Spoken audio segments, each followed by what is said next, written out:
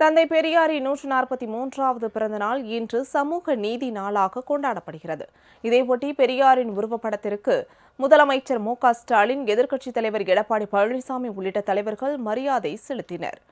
இளம் தலைமுறையினரோடு காலம் கடந்து வாழும் தந்தை பெரியாரின் புகழுக்கு மேலும் பெருமை சேர்க்கும் வகையில் தமிழக சட்டசபையில் தந்தை பெரியாரின் பிறந்த நாளான செப்டம்பர் 17ஆம் தேதி சமூக நீதி நாளாக கொண்டாடுவோம் என்று முதலமைச்சர் மு.க.ஸ்டாலின் அறிவித்தார். அதன்படி பெரியாரின் 143வது பிறந்தநாளை ஒட்டி சென்னை தலைமைச் செயலகத்தில் இன்று முதலமைச்சர் மு.க.ஸ்டாலின் தலைமையில் சமூக நீதி நாள் உறுதிமொழி ஏற்கப்பட உள்ளது.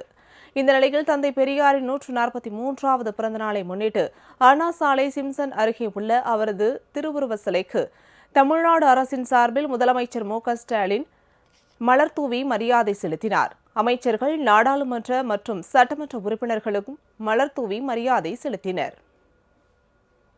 இதேபோன்று அதிமுக சார்பில் எதிர்க்கட்சித் தலைவர் எடப்பாடி பழனிசாமி சென்னை அண்ணா சாலையில் ஜெமினி அருகே உள்ள பெரியாரின் சிலைக்கு அருகில் வைக்கப்பட்டிருந்த திருவுருவப் படத்திற்கு மலர்தூவி மரியாதை செலுத்தினார்.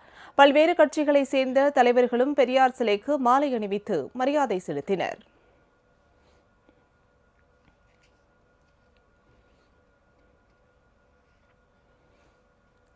பெரியாரின் பிறந்தநாளை முன்னிட்டு திண்டுக்கல் சாலை ரோட்டில் உள்ள பெரியார் சிலை மின் விளக்குகளால் அலங்கரிக்கப்பட்டுள்ளது.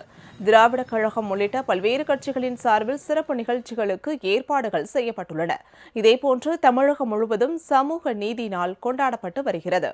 இதேபோன்று மதுரை மாவட்டம் திருமங்கலம் நகரில் உள்ள பெரியாரின் திருவுருவ சிலைக்கு முன்னாள் அதிமுக அமைச்சர் ஆர்.பி. உதயகுமார் தலைமையில் 100க்கும் மேற்பட்டோர் மாலை அணிவித்து மரியாதை செலுத்தினர்.